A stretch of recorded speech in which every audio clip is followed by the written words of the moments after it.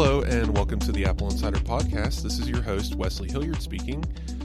I'm joined once again by William Gallagher. He's off buying a blue iPhone, I think, but he'll be here in a second to talk. In the meantime, I want to tell you about our sponsors, Oracle, Private Internet Access, and Claude from Anthropic. So if you are a paid subscriber for AppleInsider Plus, you will not be hearing about ads. You're going to be hearing about our impressions from this event. We're going to be talking today in the main show about the awe-dropping event, everything Apple announced. We're going to be hitting all the high points. William, of course, already kind of gave us the overview in a very nicely done short episode in the middle of the week. But, you know, this is where we're going to get into the nitty-gritty of all the details and specs. And then after, in AppleInsider Plus, we're going to talk about what we're ordering and our opinions and how we felt about the show itself and how they presented it. So, William, I'll let you talk now. How you doing? I'm grand, thank you. But so much to say. One of them is the moment you said there, our impressions. I'm thinking, I'll do Tim Cook, you do Greg Joswiak. No, that's not what you mean. But I particularly like what you said then about AppleInsider Plus, because I think Apple's video events are really, really good. But this one, I thought it was particularly special, except there were a couple of just slight oddities that you would have expected an editor or a director to have picked up on, and I'm curious about that, whether it meant it was done later than usual and there wasn't time. So much to think about for it. But was there a Starbucks table, right. A Starbucks cup on a table in the background, or? There's a famous BBC drama called Blake 7 where on this incredible futuristic spaceship called the Liberator, you can see BBC staff work toolbox from where they were trying to fix the broken set just before it. So that's the kind of thing I'm thinking about. Yeah. Before we get into the event itself, I wanted to mention the betas are no longer betas as of September 15th. So this comes out on Friday, so the following Monday, you will finally get to download, for real, iOS 26 and the rest. So we've obviously been beta testing this whole time. I haven't talked about it much in the last week or so, but pretty stable. Haven't had too many significant issues as far as boot loops or crashes or anything. So, but if you haven't got on the betas yet, don't bother. The public release is a couple of days away. And if you are on the betas, remember to switch back to the public release once the main release is out. We're on the RCs right now, so theoretically we're already there. So if you're listening to this right now, go to your settings and software updates and switch it back away from the beta to public. That way you're not accidentally swept into the next beta cycle, which you probably don't want to be on because it's going to be buggy. I would like to point out, sorry if I may, because I criticised heavily one thing about the betas when they started, that Logic Pro just broke like mad. In fact, I've spent a couple of hours now on the phone to Apple support about various things about it. But at this moment, Logic Pro on macOS Tahoe is great for me. In fact, it's better. It's crashing less. It's having fewer problems than it was on last year's one. So I'm currently running both systems. I have two Macs, one on the old, one on the new. But I'm looking forward to moving all to the new and enjoying the bliss that is Logic Pro working. Of course. I mean, we're at the end, so theoretically this is the update where everyone else is updating. I've already seen some Liquid Glass updates come through the App Store, because how this generally works is the event happens, the final release candidates, RCs, the release candidates come out after the event, and at the same time, Apple releases the Xcode release candidate, which allows developers to finally publish their updates. Generally, Apple gets cranky if they call it their iOS 26 update, but I've noticed that they are saying this is our Liquid Glass update, and that's been getting through, funny enough.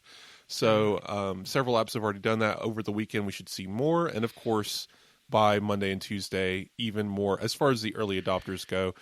And then at that point, the clock will start for Google, and we'll see that probably update in the next year to 5 years. So just these big corporations, I don't know what they do, but they really don't like supporting Apple's things. And this one, I think Liquid Glass is going to be a true testing bed for who's going to do it and who's not. And for me personally, I'm probably going to move away from apps that decide not to support it. I've heard some cranky developers this beta cycle, and it makes me a little sad inside. So I don't know if I want to open an app and have it look like it's from the old design, as so to say. I can tell you actually that if you ever follow the Omni Group, you know already day one they're ready with liquid glass, and I've been on the test flight for the OmniFocus To Do app with it, and it's really, they've done it so subtly well. I think it uses what's good in liquid glass. It doesn't sort of over egg things. They've done it really nicely, and I'm looking forward to more from them. But on the other hand, you're right, I'd forgotten Adobe will take until the 22nd century to update, won't it? So what's even funnier is the pattern I'm seeing the most in these app updates is they're calling out Apple Intelligence Foundation model use. The like different calendar apps, different like weather apps, different things. We're just saying, oh, by the way, we're shifting over to Apple Intelligence models. I think that is going to be huge. So I still haven't really properly tested how a lot of that works because there's not that many apps out that do it, but it seems to be a trend, especially since it's free for developers to use. So I think that's going to become very important very quickly. And as Apple improves those, it's going to improve third-party apps. It's going to be a very big deal. And it's very funny to me that because Apple's not talking about it that much because they're trying to focus on other things, people, again, are still beating that drum of Apple's behind and it doesn't matter. But I think this is actually going to be, other than the obvious look and feel changes with liquid glass, I think the foundation models coming to third parties is going to be one of the bigger updates for this cycle. So, and we haven't been able to test that because, betas don't have access to third-party software generally. But let's get to the event. So first, I wanted to point out Andrew is on the ground, so we have a couple of hands-ons. We have links in the show notes. Go check those out.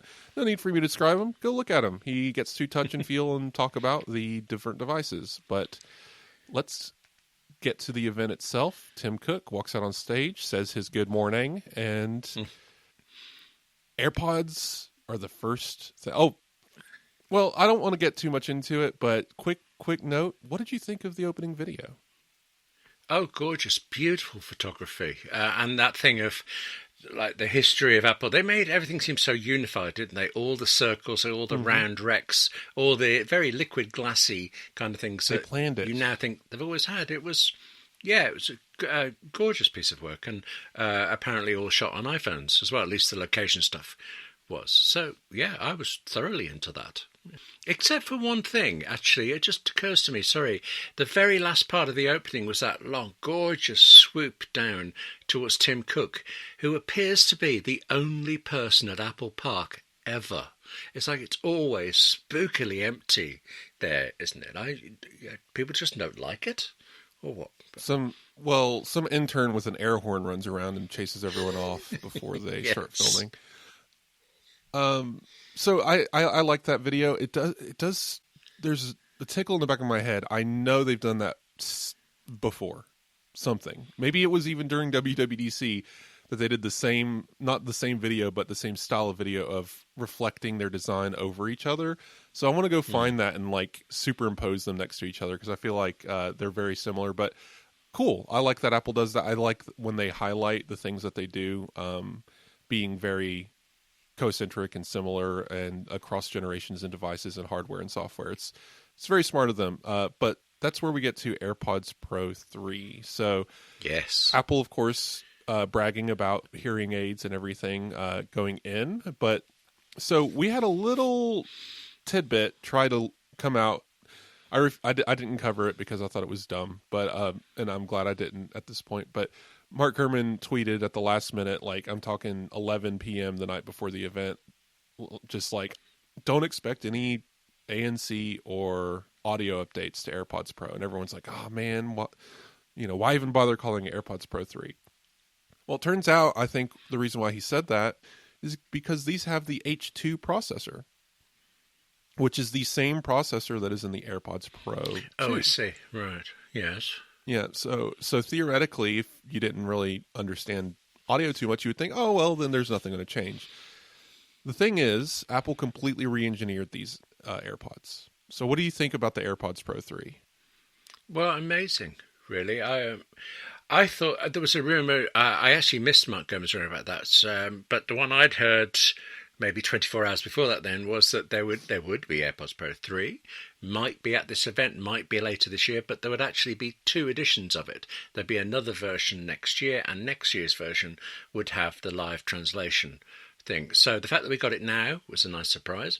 The fact that it has live translation, which is like sticking Babel fish in your ears, if you recognise that. Everybody else says Star Trek. I think The Hitchhiker's Guide to the Galaxy. That is I also think astonishing. Hitchhiker's Guide. Yeah. Yes. Excellent.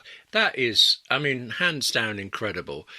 But what you just said then about the H2 processor, when I learnt about that, I realised that was why this feature is also coming to what I've got, the AirPods Pro 2. And that's twice now. Apple has released... And AirPods 4, yes, released a new feature, so hearing test and now live translation, that any other company in the world would have saved for a big launch and required you to buy the new version, and Apple's including it in the last one. So I don't know why they're doing that, but it's great. Well, it's funny, this event is full of these little tidbits, and we'll get to it as we go, of here's this new feature that's in software. Oh, it's also available everywhere else it can function. And... Yes. If this event did anything, it addressed a lot of the, loud, angry people who are mad about things like promotion, who are mad about things like software gatekeeping. The only big complaint I saw that was valid, and we'll get to it, but the Apple Watch Ultra getting a watch face that is not available on the other watches.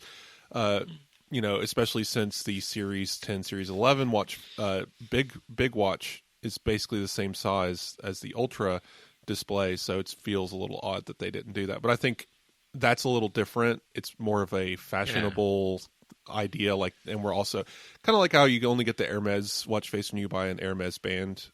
Yes, kind of just thing. what I was thinking. Yeah, it's a little silly, but because it is software, but at the same time, it's marketing, it's promoting this device. Anyway, AirPods Pro 3, they did the thing. They scanned a bunch of ears again, and they found an even better design. It looks great, smaller overall. This kind of breezed by, but this also means the charging case is ever so slightly different. So if you have a case for your AirPods Pro 2, it will not fit your AirPods Pro 3 case, not correctly anyway. No, on any third-party websites that sell AirPods Pro cases, that is also they have distinguished this as an AirPods Pro 3 case. So keep that in mind when you're shopping. The earbuds themselves have a different shape. They're a little bit more bean with an indent in the top. But they still have the stem, and the stem has a cutout for the microphone. So lots of interesting little design tweaks. Obviously, the smaller, lighter earbuds overall is interesting, but the ear tips having foam and 5 sizes, that is huge. I think that's going to be amazing for comfort. I think that's going to be amazing for fit. But it doesn't stop there. It's not just the design, right? It's that Steve Jobs quote at the beginning. It's how it works. Because of these changes to the design and the ear tips, we're also getting a lot of changes to how it sounds and how it works. So the foam and the tips and new computation with the same H2 will provide up to 4x ANC, which I don't understand because the ANC is already so good. So I don't know if that's going to make me start losing my hearing, but really, really cool they could achieve that. But also they went a step further to say also it's going to just sound better. The acoustics, the sound stage, because we have this new air channel in the AirPods that is going to allow the sound to just be that much more expansive and have that much more quality. And then on top of all of that, we're getting lossless audio and spatial audio, which was already there. But it's just these are going to be some really good sounding headphones, William. That's funny. I'd actually thought, because I get live translation with my AirPods Pro 2, I'm not as interested, and now you're turning me around slightly. Oh, yeah, I ordered those immediately. That was the first thing I did when the event ended. I was like, I am not waiting on these, and I went and ordered that. But, yeah, so AirPods Pro 3. Live translation looks a little awkward. I wonder if the social aspects of this will pick up quickly. Yeah. I do wonder, what is French for take those AirPods out, I'm talking to you? You know, if that would be a thing. But well, So if you're foreign, all right. So this is the thing, American. I know you're over there in the other land, but so Americans have problems understanding what it means to visit a foreign country a lot of the times because America's a pretty big country, and when we travel across states, people treat it like they're in a different country sometimes. Understandably so, really. Yeah. But yes, so you're a little bit more closer and probably interact more with people that speak another language. But the thing is, too, a lot of people who speak foreign languages also speak and understand English to an extent. So it's less of an issue depending on where you are. But all that said, when you're an American tourist overseas, they can peg you a mile away. All right, they know that you don't speak their language. They know you don't belong here, right? And so I think you walking up with AirPods in your ears, holding up a screen that's reading out what you're saying in a different language, I don't think they're going to be like, what is this guy doing? But then it'll suddenly be like, oh, okay. And that's it. Like I don't think there's going to be too much confusion. I just hope that the translation doesn't take too long. It seems to be on device. That's why it's so fast. If you had to wait for this to go to the internet, it would be unusable. Yes. That's why it's limited I worry to so about few this. languages. I often get the impression that Apple must have fantastic Wi-Fi because it seems to assume everybody does. And, certain parts of the UK, so going through London and things, there are times when I have incredibly bad connections. So, yes, on-device is better for us, but I wasn't sure that that's what we were going to get. So, if you know on-device, then I'm delighted. I know it's Apple Intelligence, and that runs on-device, so hopefully, but... Yes, I don't know. When I was in Marseille, Wi-Fi didn't exist yet for that city for some reason. So we're talking 2014. So I don't know. Apple has to understand that we're not going to have internet connections, especially when traveling, and cellular is an issue too because we're dealing with eSIMs, travel SIMs, and all that stuff. So you're not always guaranteed to have access. So from what it looks like, this appears to be an on-device machine translation. Which it is quote unquote just language, just text, so theoretically should be possible. But it gets back to why I said like it's only Spanish, Portuguese, French, German, English. So and French and Spanish are not coming to the EU at launch. That's kind of a funny distinction. I don't know why those specifically. Right. But anyway, I don't know. I live in a weird place. There are people who speak in different languages here, so I'm just going to have to go find someone and be like, hey, talk to me. Let me try this out. But yes, if it is not the AirPods doing this, it is your iPhone.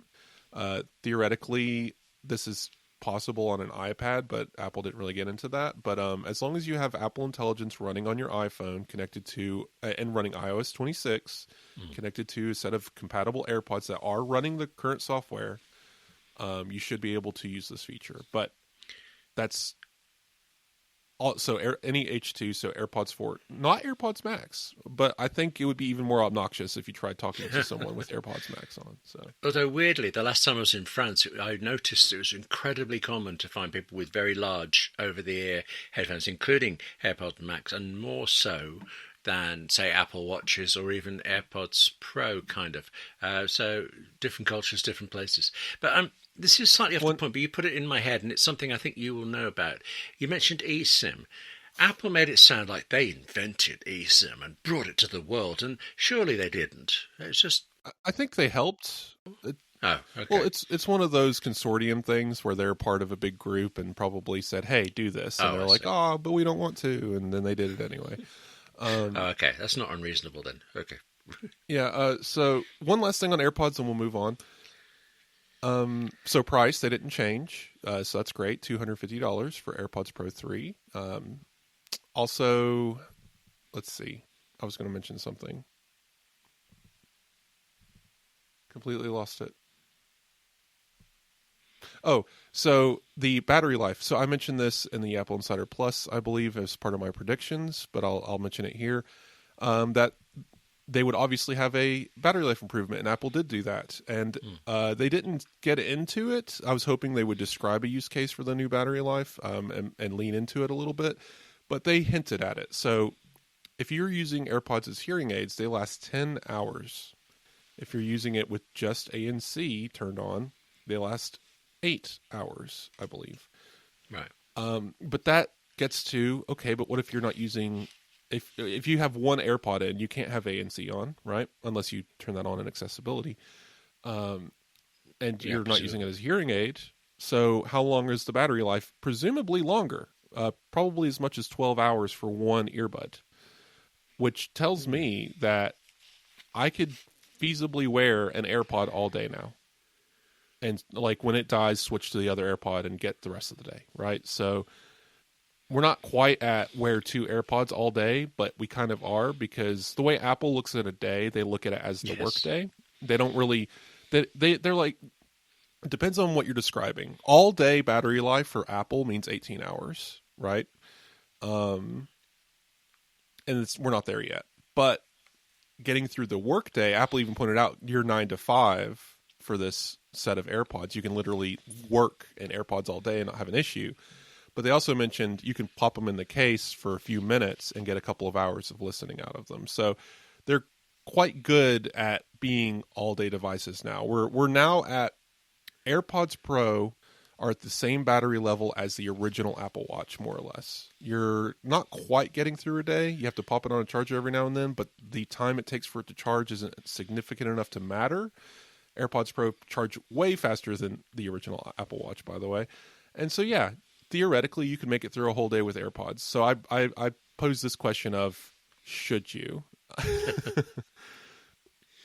Well, I'll go with no. Okay, what do you think? Well, Apple did say, and they're very specific about it. They said conversations will sound more natural than ever with AirPods Pro 3. Your inner voice as you speak will sound more natural as well. So the audio they're piping through both ways is going to be better in a lot of ways. So I'm interested in trying this out. I don't know how I feel. I personally wear one AirPod at a time most of the time. Every now and then I'll pop in both. I guess live translation only works with both AirPods in, because it's you need both to do the gesture, which is squeezing both ear tips, which makes sense because adaptive noise canceling is involved, because it's lowering the volume of the speaker to have the audio piped in. So final question. AirPods Pro 3 gaining live translation versus Google Gemini. What are we looking at here?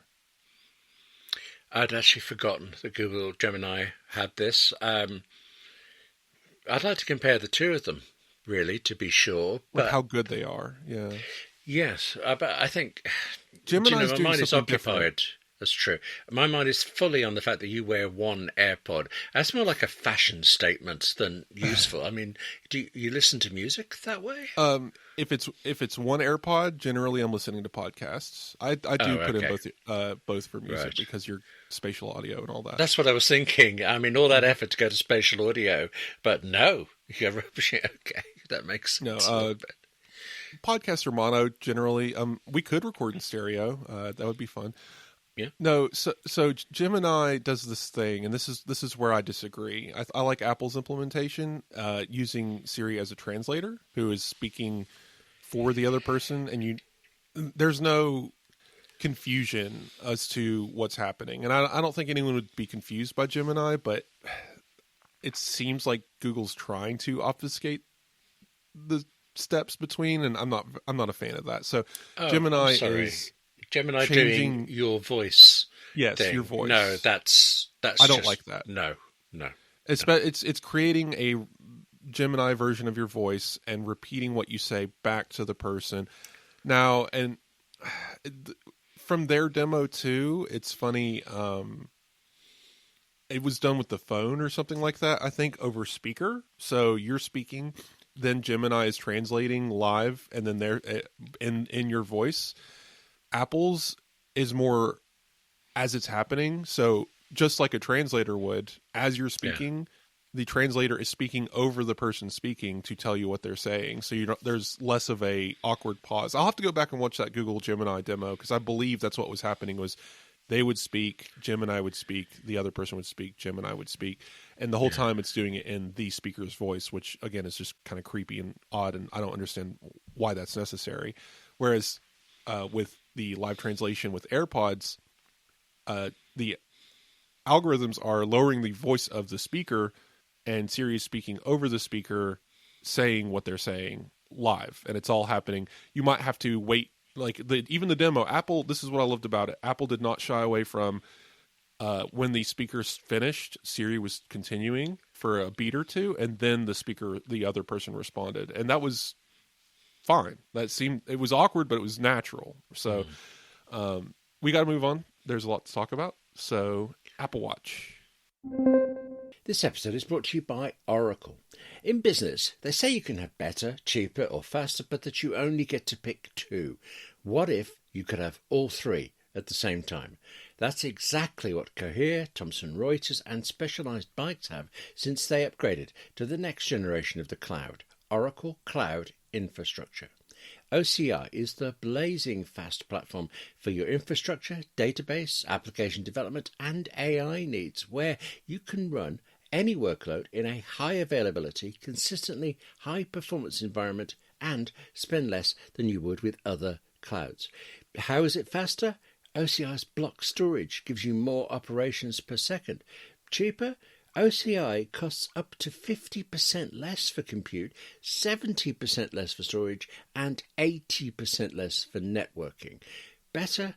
In test after test, OCI customers report lower latency and higher bandwidth versus other clouds. This is the cloud built for AI and all your biggest workloads. Right now, with zero commitment, try OCI for free. Head to oracle.com/AppleInsider. That's oracle.com/AppleInsider. And thanks to Oracle for supporting the Apple Insider podcast.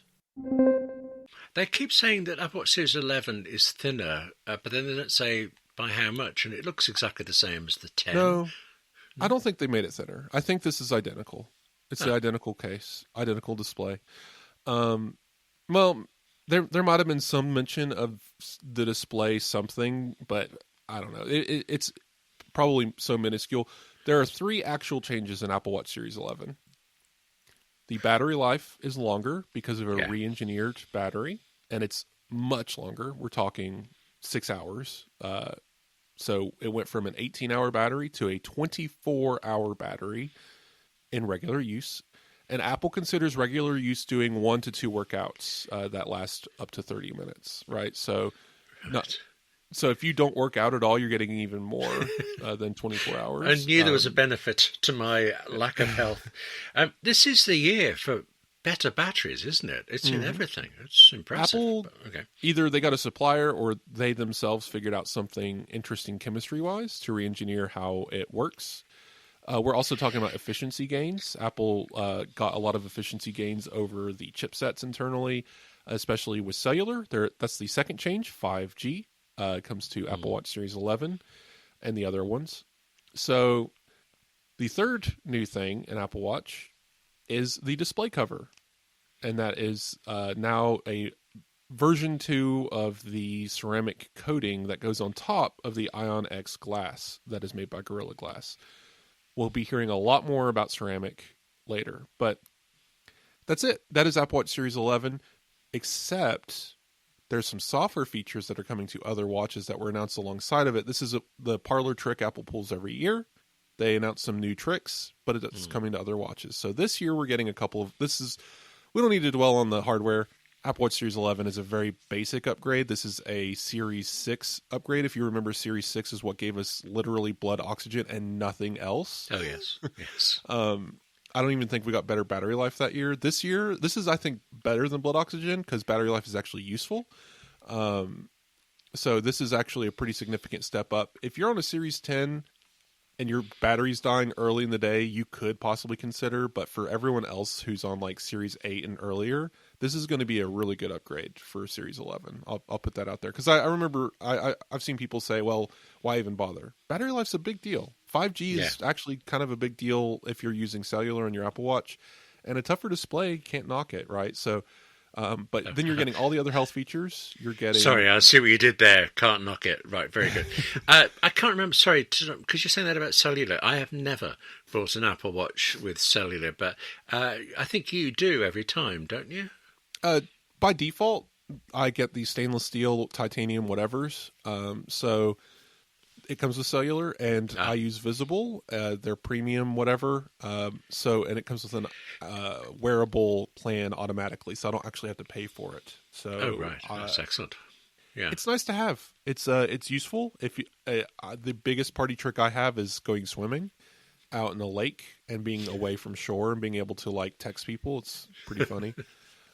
okay. Not that you can really do much other than say I'm in the lake, but yeah. I don't know. It's nice. It's a nice to have. It's a requirement for Apple Watch Ultra 3. We'll get to that in a second. But Apple Watch Series 11, I think it's a good iterative update. People tend to forget, and this is something I have to remind people on the internet of, especially nerds. Not every upgrade is for you because you buy every year, right? Sure. If I was going Series 10 to Series 11, I probably wouldn't this year personally, but I'm not doing that. So I'm going to a different watch. The Apple Watch SE, right? That's No. I can see you sporting one of those. No? Oh, okay. Wonder what's left after that. Right. So the Series 11 announced these features, but they're coming to every model announced Tuesday, and they're also coming to previous models. So this is a big deal. Apple's going to tell you if it thinks that you have hypertension, which is a high blood pressure disorder. It's an issue that happens when you have chronic high blood pressure, and Apple is able to do this using the existing sensors in the Apple Watch to see how blood flow changes in your blood vessels. Now, this is not blood pressure monitoring, okay? It is not going to give you 120/80 or whatever as a result. But what will happen is it can tell you that you probably have hypertension, that you need to visit a doctor or whatever, or if you have access to a blood pressure cuff, to start taking your blood pressure and logging it so it can analyze that data and give you better health information about it. So I might actually go pick up a cuff just to, they're like $30, you know, and I think that even the digitally connected ones that'll go to Apple Health are not that expensive. So this might be something to play with, William. I'm trying to think. All of this sounds so good, but I'm on a Series 10. It's pristine. All of my watches have been pristine. I've never knocked them, so don't care about ceramic shield. Battery life seems to be okay, although I've had some oddities in the last few days where it's sitting on the charger. It's decided not to bother updating, even past the optimized charging thing. It's just gone, nah, not going to do anything yet. So maybe there's something wrong there, but nothing of this is tempting me. So hypertension notifications is coming to Apple Watch Series 9, 10, Ultra 2, and Ultra 3, and SE3. So there's also one last update, and that is sleep score. It's coming to every Apple Watch, back to Apple Watch Series 6. So anything that did sleep tracking is getting this. Pretty much, I think Series 6 is the cutoff for watchOS 26. So pretty much every watch is getting sleep score. I actually didn't check. I think I should have got a sleep score last night, actually, because it is in the RC for watchOS 26. I got a 95. Excellent. Last night. All right. What did you do wrong by six? Wait a minute. It's not a percent. Is it a percentage? Yes. No. It doesn't matter. So yes, it's out of 100, so I would assume it's a percent. The last 5% probably would have been more sleep, because I think I got just under 8 hours. So, in any case, Apple Watch Series 11, very iterative but good upgrade for those looking for it. Obviously, Series 10, like you, need not apply unless battery is super important and you have $300 to throw around.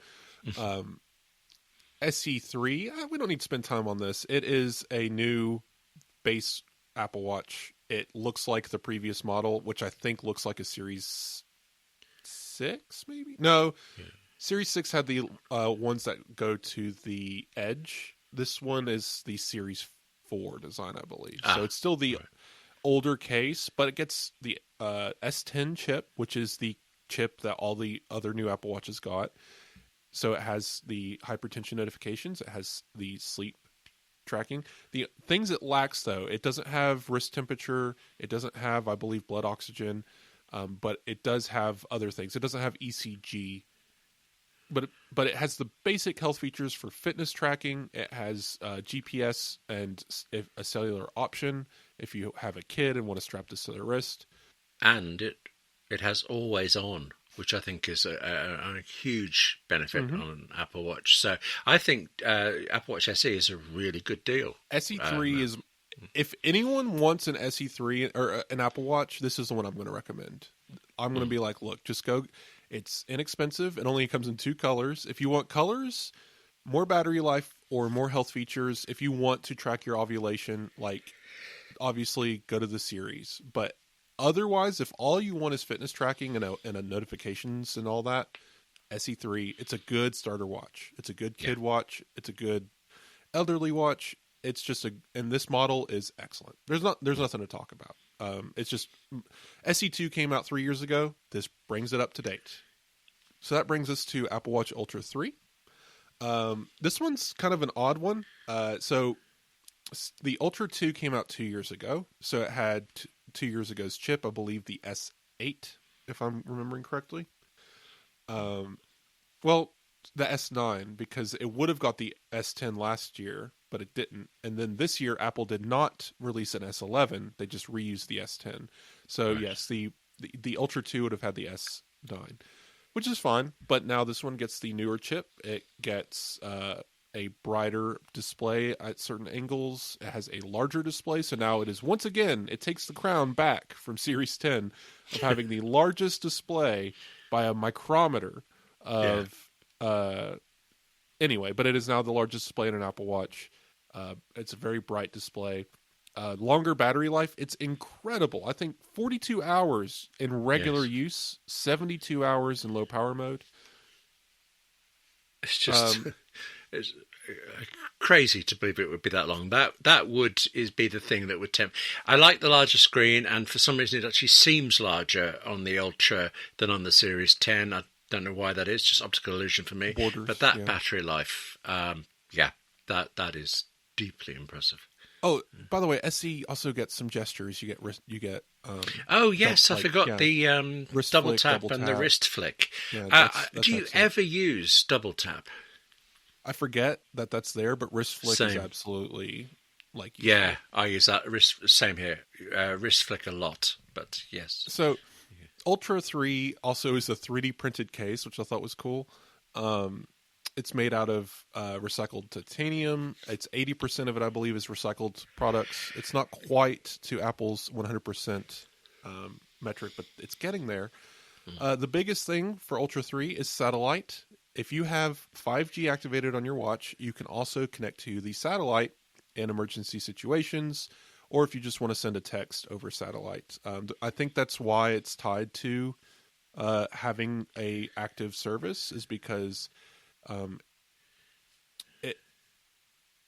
if you're sending messages and stuff. Now, if you fall into a canyon and need someone to come get you, I think it's still going to call emergency services regardless if you have a paid plan or not. But I think Apple did have to point out that if you're going to use the messages over satellite, that you have to have a cellular plan active. So that way you're not drowning out the bandwidth, I guess. So Ultra 3, again, just like Series 11, a very iterative but good upgrade. The battery life thing is huge. Satellite is a big step forward, bigger display. I think Ultra 3 is a bigger upgrade than Series 11. And if you're coming from Ultra 2, it's a perfectly fine upgrade, especially if you've had it for a couple of years. That battery in that Ultra 2 is probably getting a little creaky. So, yeah, not a bad year for the Ultra for sure. And it comes in space black. So there we go. I thought of you when I announced that. Yes. This episode is brought to you by Private Internet Access, the VPN service. VPNs, virtual private networks, are what means I can work on Eurostar trains without wondering if that official-sounding Wi-Fi I'm connecting to is really the suspicious man opposite me running a dodgy hotspot to capture my data. It's why I can do the same wherever I'm travelling, because it protects everything I'm doing. It encrypts it all so that no server gets my user details, my password, my anything that hackers can profit from. Plus, private internet access operates 50 return service across 50 states. And the way VPN works, you can appear then to be in the US even when you're across Europe. Which is important because, all right, this might just be my bag. Certain financial sites are geo-locked. I find I can't always check my accounts or pay any bills if I happen to be out of the country. And then forget work and finances. When I'm in Paris, for example, I still want to keep up with the shows I'm watching on Netflix. I'm a Netflix subscriber, but in the UK, so I can't access the streamer at all in France. So I can just use private internet access, make my connection appear to be in the UK, and I have full access to all of the shows that I am, after all, paying Netflix for. 50 US states, 91 countries, and private internet access also covers your whole household, regardless of how many devices you and your family have. Go to piavpn.com/AppleInsider. That's PIA for private internet access, vpn.com/AppleInsider to get 83% off private internet access with 4 months free. And thanks to Private Internet Access for supporting the Apple Insider Podcast. So, iPhone, we're at the back half of the show, and I think we can do this, William. I think we can do it. So, iPhone 17. Yes. It is just the iPhone 16 with different colors. Mm. All right, I'm being mean. It's so the bit, A19. yeah. So it's actually got quite a lot going on here. ProMotion, William. Finally, Yes. Everyone can hush. Well, the thing is, I've often said this way: if you show me two phones together, one with ProMotion, one with not, I can't see a difference in it. I get the speed. I understand that it gives me faster responses when certain things go on the screen. But the thing for me that ProMotion brings is always on, and I adore always on. So I actually think that being on the iPhone 17 now, it's just like the Apple Watch SE. The base model, the lowest cost model, is superb this year, I think. The 17 is incredible, except the other phones are just that much better. So, ProMotion, ceramic cover on the glass, so it's stronger display. 30 hours of video playback, so longer battery life than the previous model. Whatever that translates to into real world use. I'm assuming that's closer. Instead of 8 hours on TikTok, you're going to get more like 10 hours on TikTok. Okay, that's good. Yes. So good enough. But yes, the major upgrades: battery life, glass, the ceramic cover, the selfie camera, and I believe that's it. Am I wrong? No, that's it, I think. But what a great setup. I want to talk about the selfie camera because this is important to all the models, so we'll talk about it here. This is coming to every iPhone. It is incredibly smart. I am glad they're doing this. I hope it results in amazing photos. I think it's 18 megapixels, which is bigger than the 12 it has been for a decade at this point. So what happens is when you take a selfie, it's in 4:3 because that's the Apple photo camera format. Apple, that's the camera default. My DSLR defaults to 4:3. That's just what they do. And the sensors generally can be square, but the sensors are usually 4:3. This sensor, though, is square, which means that the 4:3 image will either fill it vertically or horizontally, but will never take up the whole pixel space. And I'm wondering if you can take an 18 megapixel full sensor photo using ProRAW. That would be very funny, but that ProRAW is not a iPhone 17 feature. Anyway, if you're taking a selfie, if you want it in portrait, you hold your phone in portrait. If you want it landscape, you hold it in landscape. Now you don't have to do that. The sensor will basically crop itself in the orientation you need it to, intelligently. If you need it to be a wider view, it will use more of the sensor. But of course, once you get into that wider view, it's going to distort the edges. And it should do this all automatically using the, I think, single mention of Apple Intelligence during the keynote, where Apple Intelligence will determine what the subject is, how many people are there, and how to frame it, whether it needs to be portrait or landscape. And you can take a photo in all these orientations without moving your iPhone because it's utilizing the entire sensor to take this photo. It's pretty smart. I think it's Apple's apology to the world for inflicting portrait-oriented photographs on us. That's what this is. But, yeah, still very good, yes. I'm very much landscape only kind of guy. And landscape selfies are better. It's just they are awkward because the camera's on the wrong side. So now you can do a landscape selfie with the subject centered, which is excellent. Like I'm going to definitely be using this.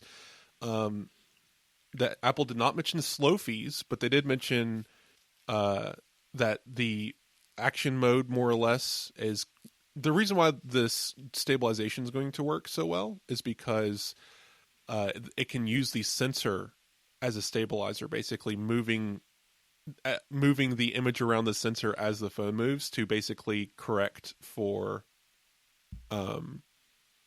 any motion that the person has. So video is going to look really great on this.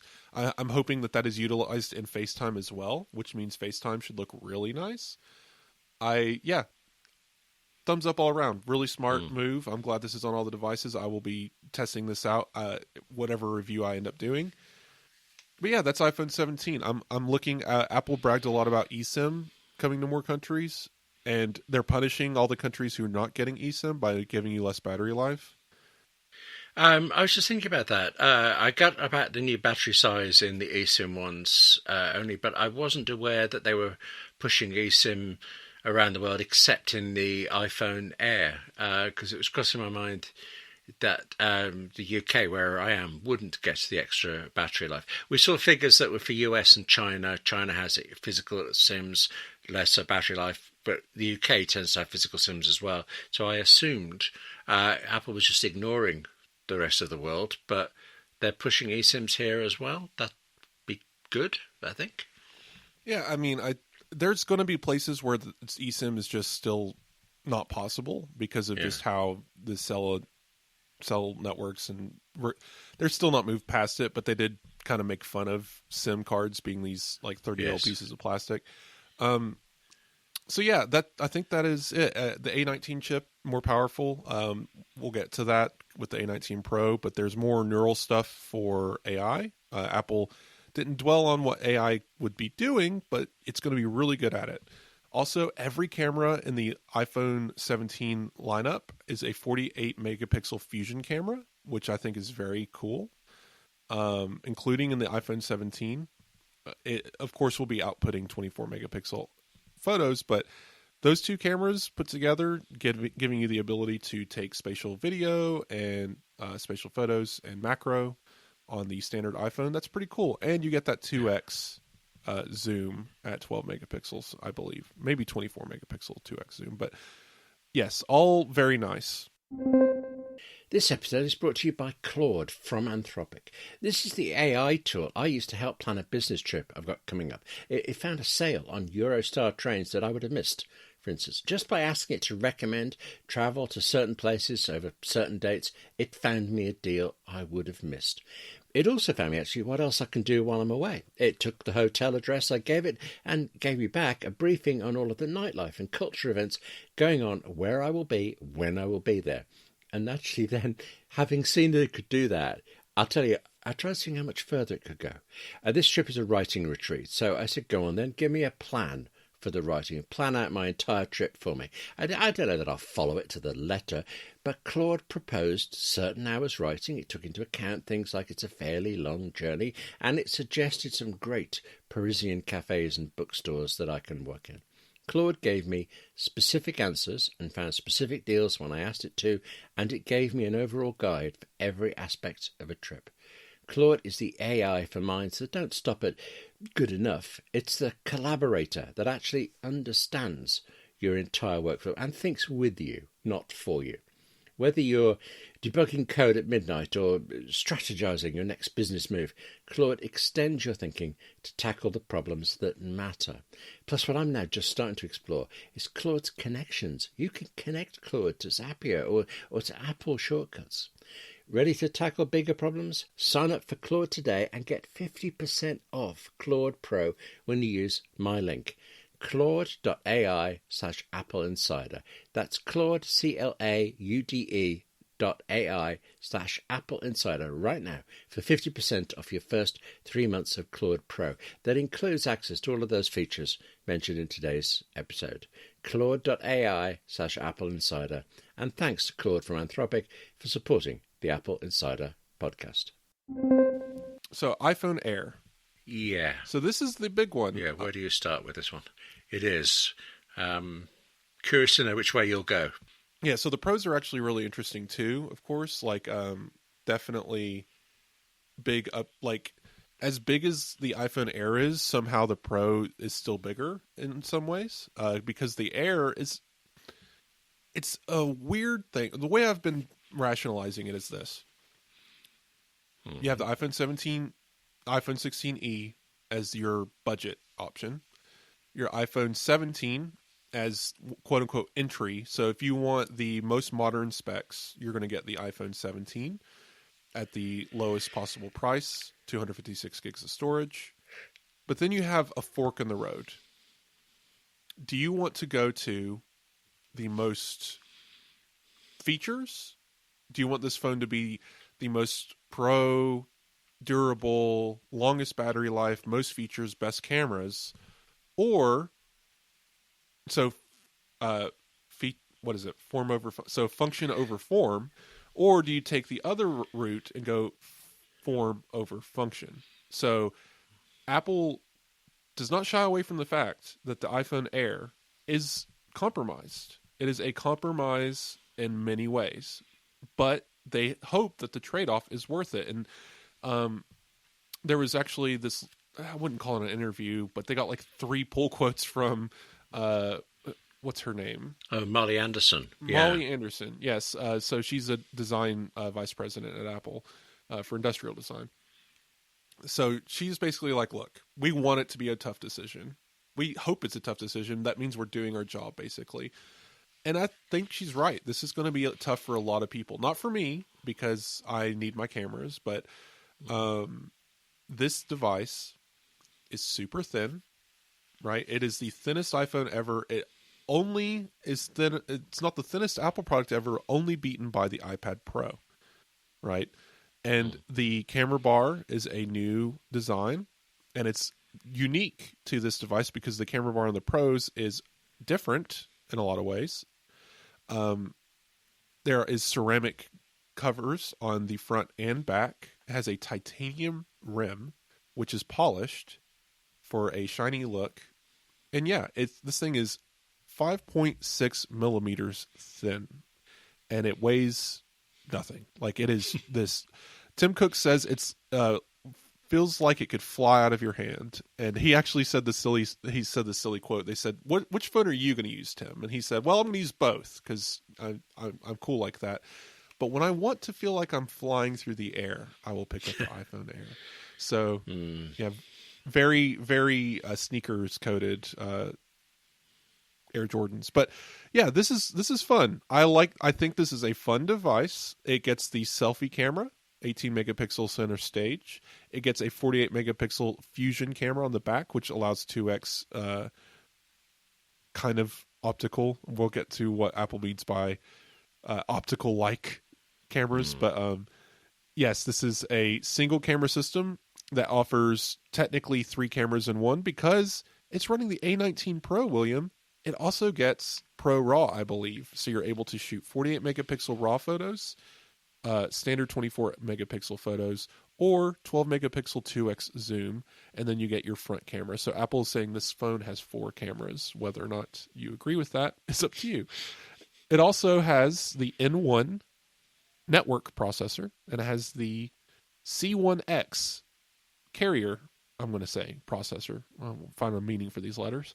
So the C1X is obviously the same next generation C1 that was used in the iPhone 16e. It's Apple's modem for connecting to cellular networks, and it does not have mmWave 5G still. And I guess that's why it's not a C2, I suppose. And the N1... Can I just point out, outside of the US, well, I don't know about China, but certainly across the UK and Europe, we've never had millimeter wave 5G. It's just not necessary. It just doesn't matter. It really doesn't. But I'm sure it will get implemented eventually. It's not a very necessary spec. And then the N1 is Wi-Fi 7, Bluetooth 6, and Thread, which is N1 is in every new iPhone as well. So putting that out there. Just the C1X though is unique to iPhone Air. iPhone 17 Pro, iPhone 17 both get the Qualcomm chip with mmWave 5G functionality still available. So very interesting device. I'm afraid it seems to me that it's incredible and I would love to hold one and try it. But for the price, I get more whether I go lower or higher. It's $1,000. Yeah. I wouldn't say more. I think this is better than the iPhone 17. So of course you get ProMotion, always on display, which always on and ProMotion are an iPhone 17. I don't know if we mentioned always on for that. Yeah, they did. But the processor is different. The Air has the same processor as the Pro models, but it does not have the what's called the vapor chamber cooling thing. Yes, that and it's appears also to binned. be necessary. It's going to be a binned. So it's slower than that, and it won't be able to run as hot as it could. So it feels like it's better, but it's not as good as the rest. So if I spend more, I get more. If I spend less, I get things like better battery life and all sorts of stuff. So it's the battery life in this device that Jaws did everything in his power to avoid saying. Yes, because he mentions the MagSafe battery pack for iPhone Air, which is exclusive to this device for reasons. It is tall. The top portion above the MagSafe connector is too tall to fit on any other device. I have one coming into the mail as we speak. It might arrive while I'm recording. I'm pretty sure you can still stick it to the phone sideways, which is dumb, but it's doable. So it won't work on any other device, technically speaking. If you want to get into the nitty gritty, it's not compatible, but I think it will still charge any other iPhone sideways. We'll see. I'm not sure, but also I think it has USB-C port, and as long as it's a phone or less, like AirPods, it should output from that port to other devices. So not completely useless, but yeah, probably don't buy this thing unless you're getting an iPhone Air, which I did buy one. So. Oh, right. I was waiting to ask you that, but I thought that would be an AppleInsider Plus reveal. But no, you're giving it away early. So you've decided. Yeah, well, no. So I'm not getting an iPhone Air. We'll talk about it in AppleInsider Plus. So, but I am getting the MagSafe battery pack, which like I said, is arriving today. And yeah, I'll be playing with it. I'll discuss it where I can. But there's a reason why I got it. That's a hint for the post show. Being mysterious here, but okay, we're like the mysterious AppleInsider Plus follows. Yeah. So iPhone Air, anything else?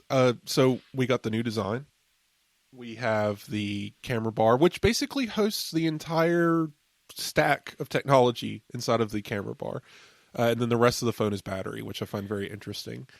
I do believe you should be calling it the plateau, shouldn't you? Not the camera bar or something. I'm not quite sure what to think of that word, but it's a nice word. Yeah. Well, so he called it a plateau when he was referring to the smaller bump, but I guess. Well, and then he also said something like forged plateau, which sounded capital letters to me. I'm going to have to go back and listen to it, but it was very funny. I wonder if they call it the forged plateau. But which, by the way, the bar hosts the antenna line, so this thing should have a pretty good signal, like because it's going to like half of the phone is antenna line at this point. Right. The camera system is interesting. We'll have time to discuss all this in detail in the coming weeks, especially as we get our devices in the mail and as we start reviewing them. A19 Pro is interesting in this device. That kind of signifies, like I was getting at, this is not an iPhone Plus replacement. This is not a standard iPhone. This is not an iPhone Pro. iPhone Air is its own pipeline, which is signified by the name. It is not iPhone 17 Air, which I think it means one of two things. Either we are getting an iPhone Air 2 next year, or we're not getting an iPhone Air next year at all, which I think is what I think we're going to be waiting 2 years on iPhone Air. But this also, it would be silly not to mention, seems to be the precursor to, if it actually ever happens, which I'm still doubtful, It's a precursor to iPhone Fold, which is expected next year. That's what I thought. It's one half of an iPhone Fold, is what it looks like to me. So it's really funny.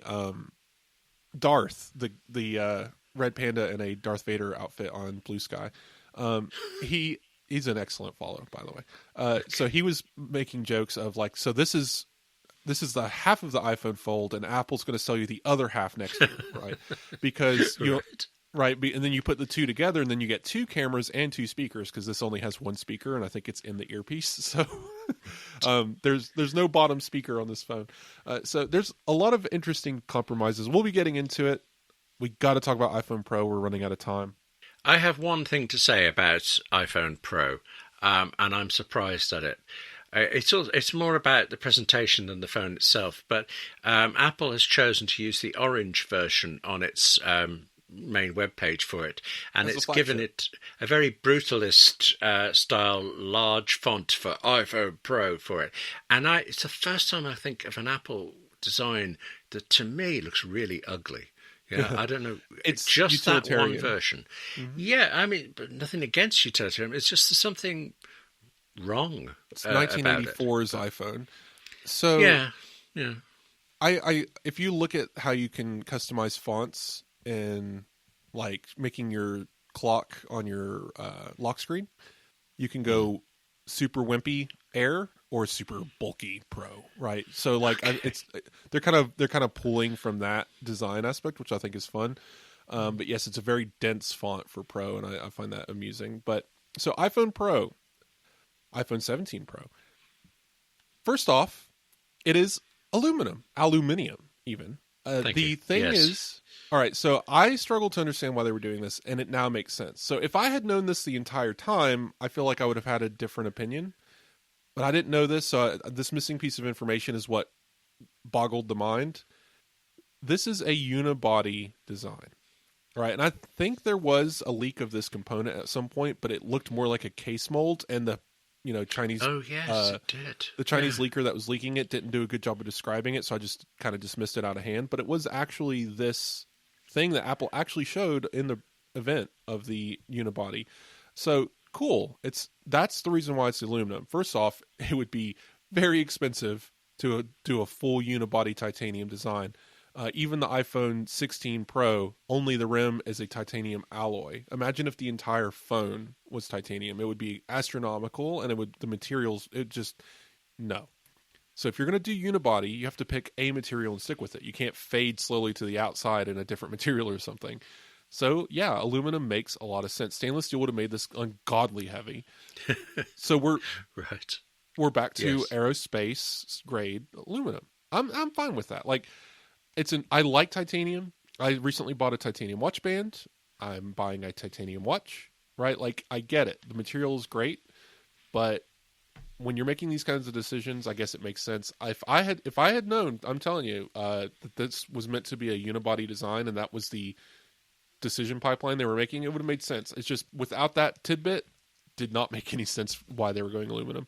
We also got this cutout in the back that is not glass. Apple really wants you to call it ceramic shield because it is ceramic, not glass. It is still conductive.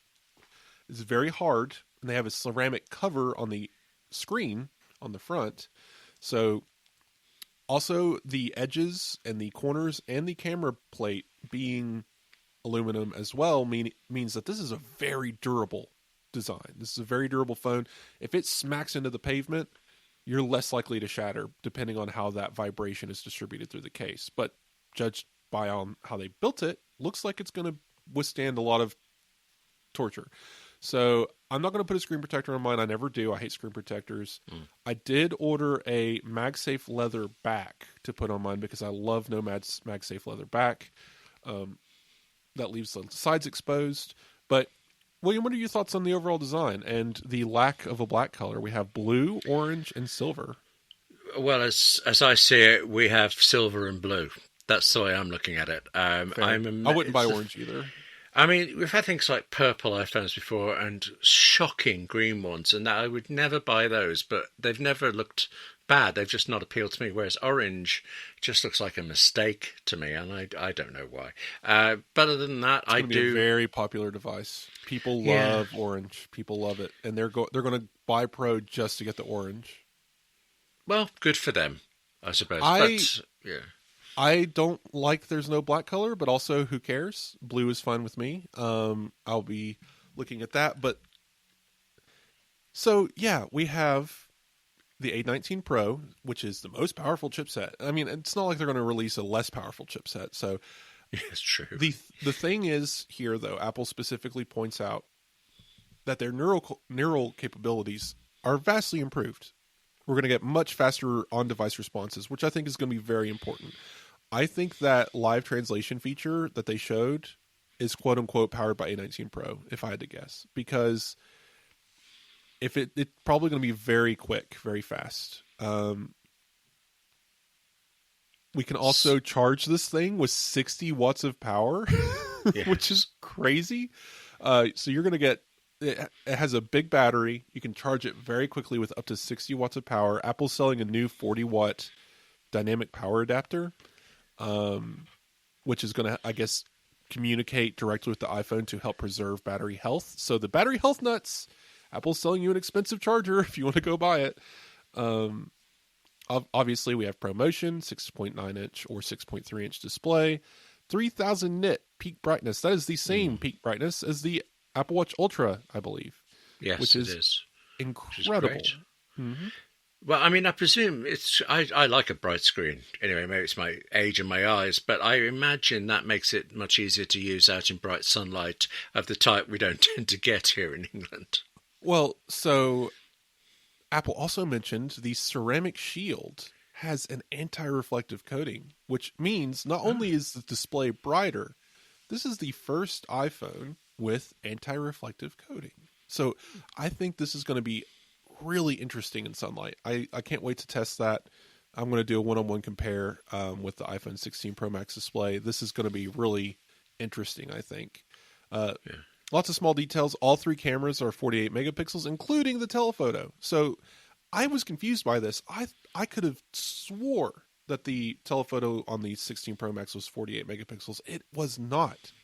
It was 12 megapixels at 5x zoom. So, of course, that was why, if you're taking a 5x optical on the iPhone 16, it was okay.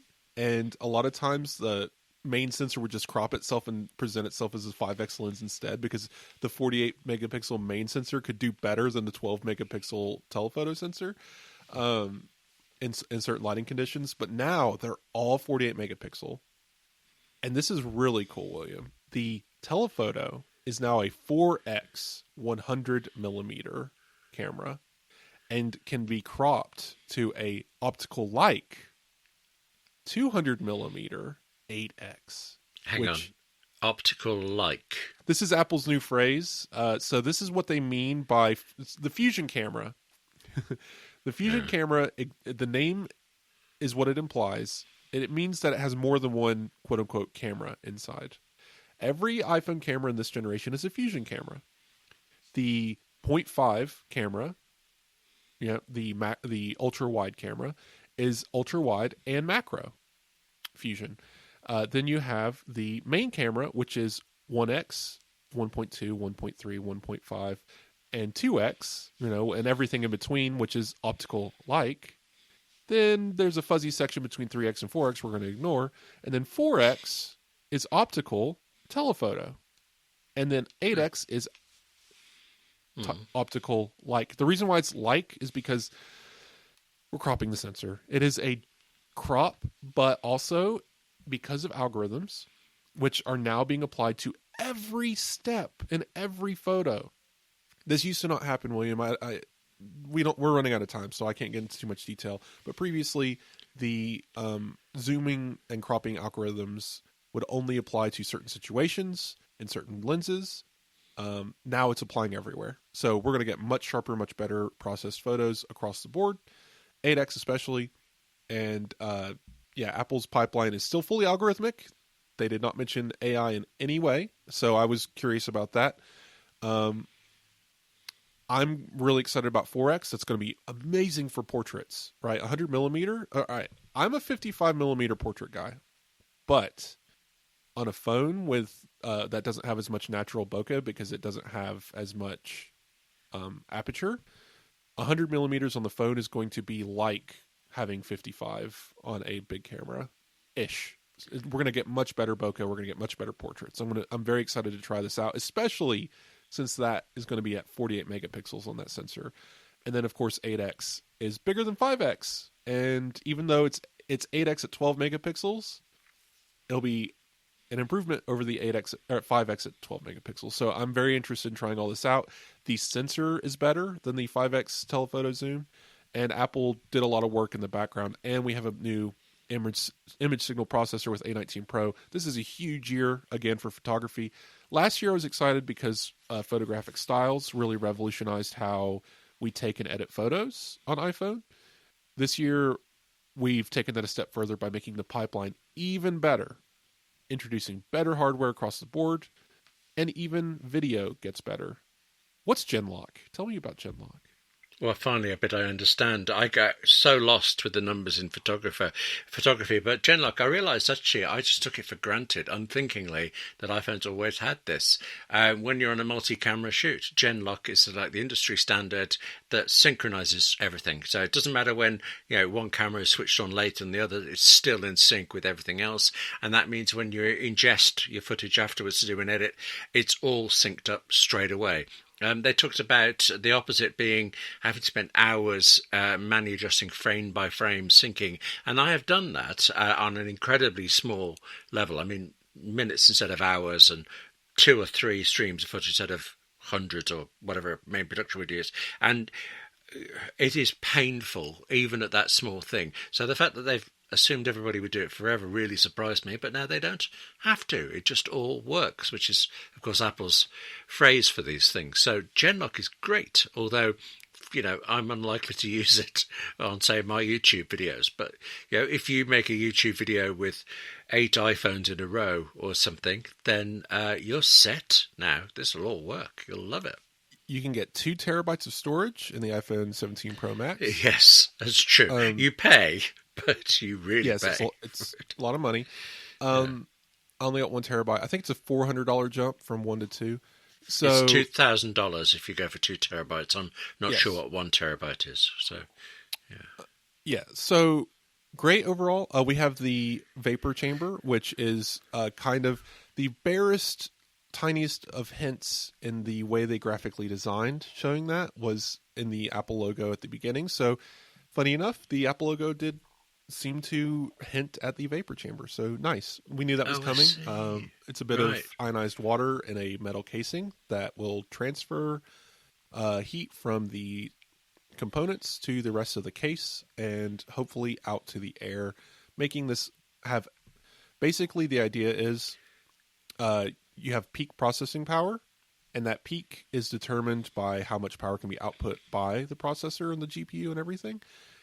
But also, it is capped based on how much temperature that is producing. And temperature sensors in the device will throttle the processor based on how hot it's getting to make sure it does not exceed a certain temperature and set your device on fire. So a vapor chamber cooling and getting this heat across the device case and hopefully more to the air, because aluminum will move this to the air faster as well, should theoretically mean we're going to get much longer peak processor performance, especially during heavy load like gaming. And again, this should help with AI processing because a lot of that does heat up the device as well. As little as Apple mentioned Apple Intelligence during this event, it felt like it was hanging over it. And I am this only makes me more excited. They would not be preparing this much hardware and this much around the idea of processing things on device and giving third parties access if something wasn't coming. So fun event overall. I'm pretty excited about these devices. We'll get much more in detail about all this stuff later. Hopefully we gave you guys a little bit more of an overview. Any last final thoughts as we close up? Only that I'm now almost certain I know everything you're buying. I So don't know if you do. okay, right, you're keeping with this mysterious line, aren't you? Okay, so that will be for AppleInsider Plus. I think my takeaway from this year is that, like I said, with the Apple Watch SE and the base iPhone 17, the lowest cost models of everything, and lowest cost is relative, really. It's still Apple, don't get carried away with him. But the lowest cost ones, I think, are a much better bargain than they've ever been. And I came away impressed with that. Base models are incredible this year. Yeah, I actually thought Apple kind of oversold how incredible the re-engineering of the Pro models is. But I'd see, now as you talk through it, I see it more stuff that I think is incredible on the inside that won't necessarily be immediately apparent on the outside. So, yeah, they told it straight, but I still wasn't impressed enough by any of it to throw away my iPhone 16 Pro Max. And these events aren't always for us. I mean, you're on the latest hardware besides, right? You have last year's iPhone and you have a recent watch and everything. I do. Like you're not jumping to the latest and greatest every year, which most people shouldn't. It's kind of silly actually to do so. I will say, coming away from this event, I thought it was very good. It was actually, compared to other Apple events, this was pretty top tier. We got a lot of good features, very strong camera, battery life, design elements, just a lot of good across the board. New features, new accessories, just very good keynote, very good device presentation. I do find it funny that there will always be this contingent of the internet that just hates everything. And I'm going to be honest, if you walk away from this keynote just dreadfully unhappy and uninspired and unexcited about, like, you're just not a tech fan. I don't know what to tell you. Nothing will ever make you happy. Because this was a good event through and through. Yeah. I'm in between that. I certainly didn't hate it. I certainly didn't. There's anything I'm not saying wrong you have with to it. Cheer. I'm not saying you have to walk away, with pom poms going crazy, but and a checkbook. But and a checkbook. Okay. I'm just saying, I can't see how you can look at this and say this is boring old Apple. Look how they've lost their touch. There's no innovation. Steve Jobs would never. All of those things. All that stuff, right? And it's just like, whoever you are that's doing that, you're just wrong. I'm sorry. I know it's an opinion, but your opinion is wrong. It's just okay. I don't understand how you can be so cynical, and I challenge anyone who has that mentality of this is just garbage and Apple's losing their touch and they can't build. All they're doing is releasing the same thing every year. Whatever. Show me. I need two things. What would actually make you happy? What would Apple have to do to make you think, wow, look, innovation? Yes. And I think vapor chamber cooling and a unibody design with a triple 48 megapixel camera system is pretty smart. Not a huge step forward, but it's still innovative in a lot of ways. They did a lot of things that nobody else is doing. Just saying. But also, tell me the competitor that is wowing you every year, right? Tell me who is Google doing this? Is Samsung? Are you going to those events and walking away like, man, they did it again. They're just killing it. They're blowing up the world. They're innovating in ways that no one ever thought of, and they're just changing technology. I want to know who that is, because I don't know of them. So Tesla, Amazon Alexa. I'm trying to sound serious there, and I wasn't managing it. But okay. The Lego company. No, okay. Lego's doing great. Those other two examples are examples of very poorly executed recent companies. So, Alexa Plus just completely fell over flat on its face. Yeah. So I digress. I just find it all very amusing as a person who comments on this stuff, who enjoys this stuff, who is excited by technology, and I honestly just feel bad for people who can't be excited anymore. They're so distraught and angry and sad that nothing will ever make them happy. And honestly, I'd just say, find some happiness. Maybe technology isn't for you. Pick up gardening. Okay. And you can catch me next week on the Gardening Insider Podcast. So yeah, I'll be with you on that one, absolutely. And the health, running, better food, eating podcast. Oh, this is all me. Okay, of course. So, all right, okay. so let's close up. No podcast reviews this week. Of course, if you want to have your review read live on the show, leave a podcast review on Apple Podcasts. If it pops up, we'll catch it. We'll put it in the show notes, and we will read it here. We're always happy to hear from you guys. Good or bad opinion, you can tell me that I'm wrong and that these are the worst Apple events on earth. I don't know, but leave a review. Let us know what you think. You can reach me at my email address, wes@appleinsider.com, or on Blue Sky and Mastodon. I'm at Hilly Tech. You can find me either place. I'm pretty active on Blue Sky. And William, where can people find you? Well, William at AppleInsider.com is usually the fastest and the best. There's also my 58 Keys channel for writers on YouTube. And actually, because by the time this episode airs, it will be a little bit before the Writers Guild of Great Britain's AGM, when the new deputy chairs, the two of them, will be announced. And I'll officially be able to tell you that I've won, that I'm in, but I can't tell you until then. So thank you. We mentioned it a few weeks ago. If you are a Writers Guild member in the UK and you voted for me, thank you very much. And if you're a Writers Guild member in the UK who didn't vote for me, that's all I've got. But there we go. Well, that's exciting. It's brilliant. I'm so excited to be getting to do this. Yes. So. Yeah, that's amazing. No, I've always loved that little aspect, and we get to continue your Wikipedia history forward. Yes. I love the fact that here we are talking about Apple stuff, and I write about App Stuff for Apple Insider, of course, and I use this technology so much, but I also have this drama background that's so important to me as script writing stuff. And there are times like right now when I get to just enjoy all of it. And this is the first time I've ever been in an election, and so to have won is terribly validating, and I now feel a great responsibility to be better at everything. It's funny how that works. Yes. Well, I would like to thank our sponsors once again, Oracle, Private Internet Access, and Claude from Anthropic. So if you guys are a paid subscriber for Apple Insider Plus, you're not going to hear anything throughout the show. You get ad-free, and you get a bonus at the end. Today, William and I are going to be talking about the event a little bit more, but this time more event-focused. Where did they go? What did they do? What shoes were Tim Cook wearing? And what did we order in the end and / tomorrow, today, as you listen? Yeah. Very exciting times. Thanks again for listening, and we will talk to you next week.